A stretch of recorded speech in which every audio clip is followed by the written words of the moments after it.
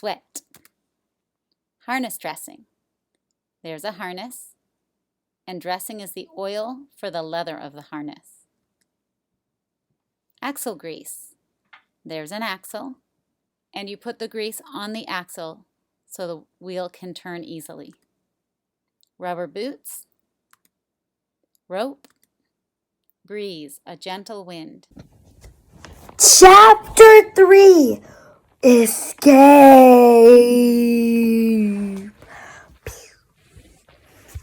The barn was very large. It was very old. It smelled of hay and it smelled of manure.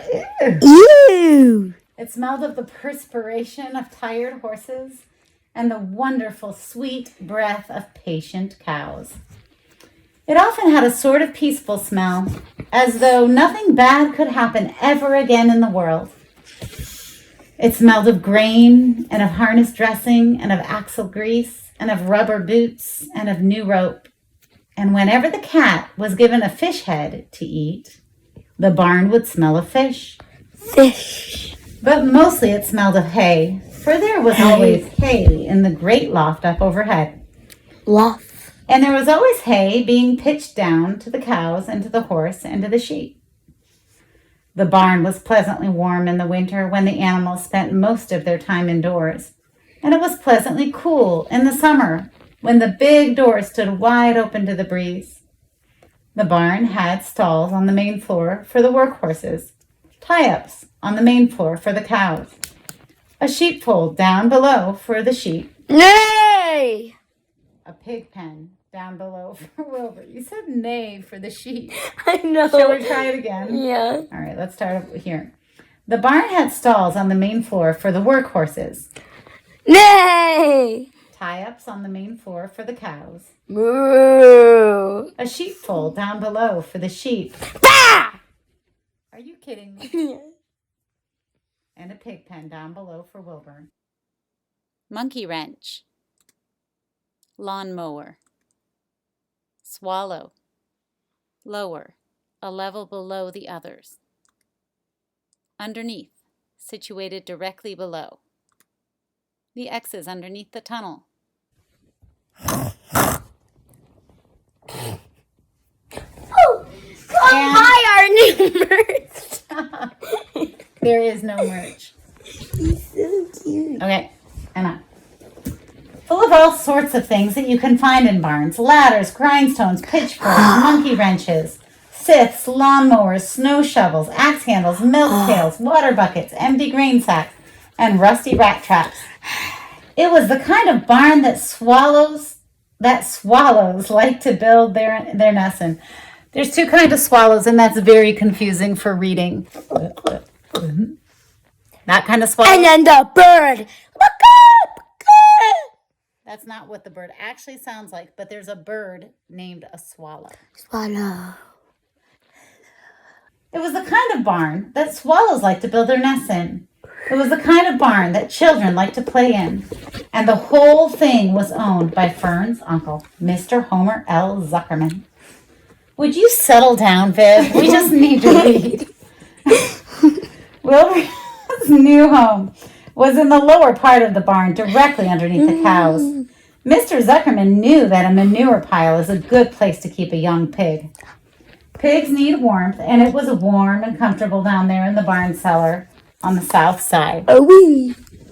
That's the picture of Wilbur eating his slop. Fern came almost every day to visit him. Pen. A writing pen and an animal pen. She found him an old milking stool. She found an old milking stool that had been discarded, and she placed the stool in the sheepfold next to Wilbur's pen. Here she sat quietly during the long afternoons, thinking and listening and watching Wilbur. Oh, that's the picture of her and the goose in the Wilbur pen. Not in it. Looking at it. The sheep soon got to know her and trust her. So did the geese who lived with the sheep. All the animals trusted her. She was so quiet and friendly. Mr. Zuckerman did not allow her to take Wilbur out. and he did not allow her to go into the pig pen. But he told Fern that she could sit on the stool and watch Wilbur as long as she wanted to. It made her happy just to be near the pig, and it made Wilbur happy to know that she was sitting there right outside his pen. But he never had any fun. No walks, no rides, no swims. One afternoon in June, when Wilbur was almost 2 months old, he wandered out into his small yard outside the barn. Fern had not arrived for her usual visit. Meow! Wilbur stood in the sun feeling lonely and bored. There was never anything to do around here. There's never anything to do around here, he thought. He walked slowly to his food trough and sniffed to see if anything had been overlooked at lunch. He found a small strip of potato skin, and he ate it. His back itched, so he leaned against the fence and rubbed against the boards. When he tired of this, he walked indoors, climbed to the top of the manure pile, and sat down. He didn't feel like going to sleep. He didn't feel like digging. He was tired of standing still, tired of lying down. I'm less than 2 months old and I'm tired of living, he said. He walked out into the yard again. When I'm out here, he said, there's no place to go but in. When I'm indoors, there's no place to go but out into the yard. That's where you're wrong, my friend. That's where you're wrong, my friend. Fence. Board. To squeeze. Queer. Different from normal. Orchard. Radishes. Wilbur looked through the fence and saw the goose standing there. You don't have to stay in that dirty little yard, said the goose, who talked rather fast. One of the boards is loose. Push on it, push on it, and come on out. What? Said Wilbur. Say it slower. At the risk of repeating myself, said the goose, I suggest you come on out. It's wonderful out here. Did you say a board was loose? That I did, said the goose. Wilbur walked up to the fence and saw that the goose was right. One board was loose. He put his head down, he shut his eyes, and he pushed. The board gave way. In a minute, he had squeezed through the fence and was standing in the long grass outside his yard. The goose chuckled. How does it feel to be free? She asked. I like it, said Wilbur. That is, I guess I like it. Actually, Wilbur felt queer to be outside his fence with nothing between him and the big world. Where do you think we better go? Anywhere you like, said the goose. Go down through the orchard, root up the sod, go down through the gardens, dig up the radishes, root up everything, eat grass, look for corn. Woods. To skip, taking a forward direction. To prance, bringing your knees upward. Twirl. Snout, a pig's nose. Racket, a tennis racket. Or racket, a lot of noise. Cocker Spaniel, a specific breed of dog. Throw, run all over, skip and dance, jump and prance, go down through the orchard and stroll in the woods. The world is a wonderful place when you're young. Yeah, I can see that, replied Wilbur. He gave a jump in the air, twirled, ran a few steps, stopped and looked all around, sniffed the smells of the afternoon, and then set off walking down through the orchard. Pausing in the shade of an apple tree, he put his strong snout into the ground and began pushing and digging and rooting. He felt very happy. He had plowed up quite a piece of ground before anyone noticed him. Mrs. Zuckerman was the first to see him. She saw him from the kitchen window, and she immediately shouted for the men. Home now! She cried. Pigs out, Yovi! Pigs out! Home "Lurvy! Pig's out! He's down there under that apple tree!" "Now the trouble starts," thought Wilbur. "Now I'll catch it." The goose heard the racket, and she too started hollering. "Run, run, run downhill! Make for the woods, she shouted to Wilbur. "They'll never, never catch you in the woods."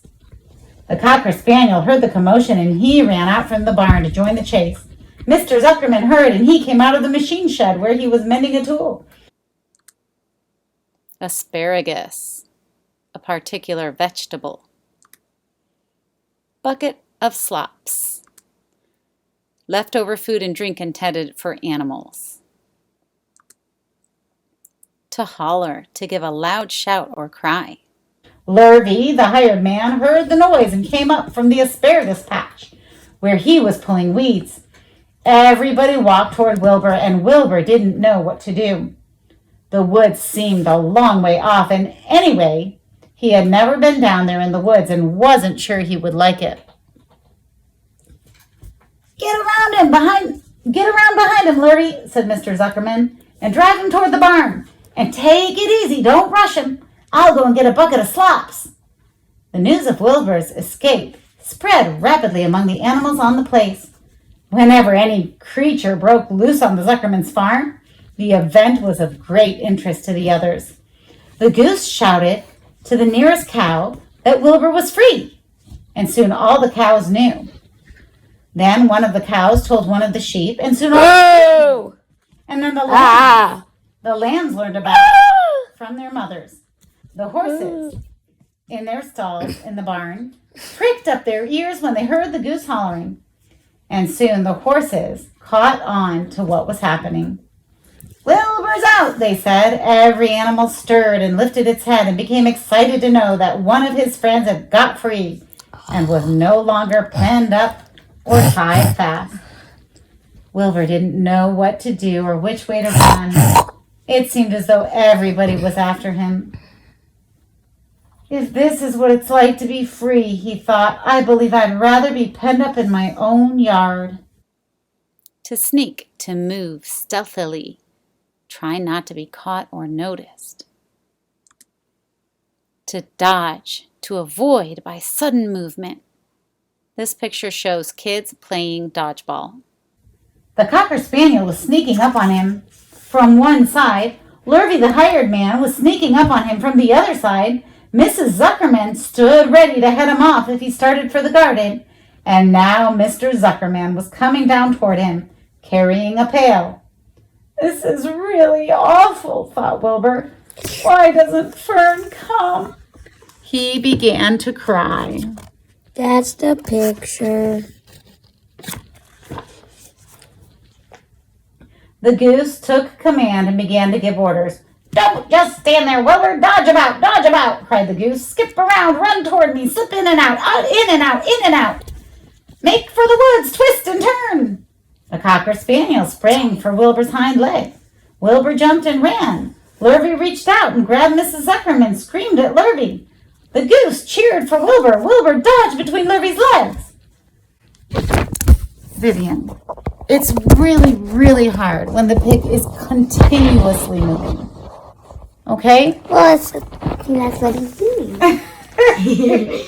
You're right. He is still running very hard. Wee. All right, let's see. Lurvy missed Wilbur and grabbed the spaniel instead. Nicely done, cried the goose. Try it again. Run downhill, suggested the cows. Run toward me, yelled the gander. Run uphill, cried the sheep. Twist and twist, turn and twist, honked the goose. Jump and dance, cuckoo, said the rooster. Hullabaloo, a commotion. Instructions, details of how to do something. Wheat middlings, the byproduct of making wheat flour. Captivity. Look out for Lurvy, called the cows. Look out for Zuckerman, yelled the gander. Watch out for the dog, cried the sheep. Listen to me, screamed the goose.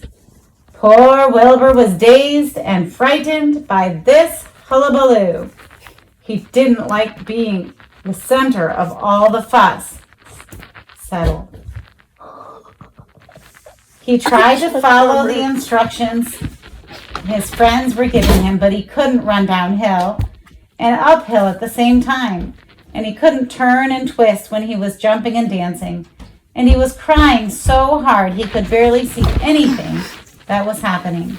After all, Wilbur was a very young pig, not much more than a baby, really. He wished Fern were there to take him in her arms and comfort him. When he looked up and saw Mr. Zuckerman standing quite close to him, holding a pail of warm slops, he felt relieved. He lifted his nose and sniffed. The smell was delicious. Warm milk, potato skins, wheat, middlings, Kellogg's cornflakes, and a popover left from the Zuckerman's breakfast.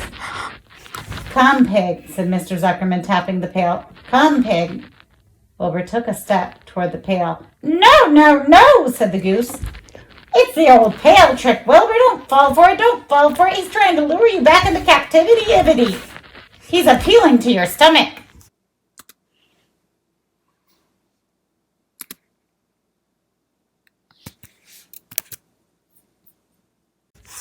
Wilbur didn't care. The food smelled appetizing. He took another step toward the pail. "Pig! Pig!" Mr. Zuckerman in a kind voice. "Pig! Pig!" and began walking slowly toward the barnyard, looking all about him innocently, as if he didn't know what a little white pig. I can't read. As if he didn't know that a little white pig was following along behind him. "Go be sorry, sorry, sorry," called the goose. Wilbur didn't care. He kept walking toward the pail of slops. "You'll miss your freedom," honked the goose. "An hour of freedom is worth a barrel of slops." Wilbur didn't care. When Mr. Zuckerman reached the pig pen, he climbed over the fence and poured the slops into the trough. Then he pulled the loose board away from the fence, so that there was a wide hole for Wilbur to walk through. "Reconsider! Reconsider!" cried the goose. Wilbur paid no attention. He stepped through the fence into his yard. He walked to the trough and took a long drink of slops, sucking in the milk, drinking hungrily, and chewing the popover. It was good to be home again. While Wilbur ate, Lurvy fetched a hammer and some 8-penny nails and nailed the board in place. Then he and Mr. Zuckerman leaned lazily on the fence, and Mr. Zuckerman scratched Wilbur's back with a stick. "He's quite a pig," said Lurvy. "Yes, he'll make a good pig," said Mr. Zuckerman. Wilbur heard the words of praise. He felt the warm milk inside his stomach. He felt the pleasant rubbing of the stick along his itchy back. He felt peaceful and happy and sleepy. This had been a tiring afternoon. It was still only about 4 o'clock, but Wilbur was ready for bed. "I'm really too young to go out into the world alone," he thought as he lay down. We don't have it. Hurry, Viv, we gotta go. Now we are going to have cat noises by Vivian. Wow. We have the cat goes meow. The goat goes. Ma. The goat goes meow. The koala goes. The horse goes. Nee. The sheep goes. Ah! The pig goes. And that's the end.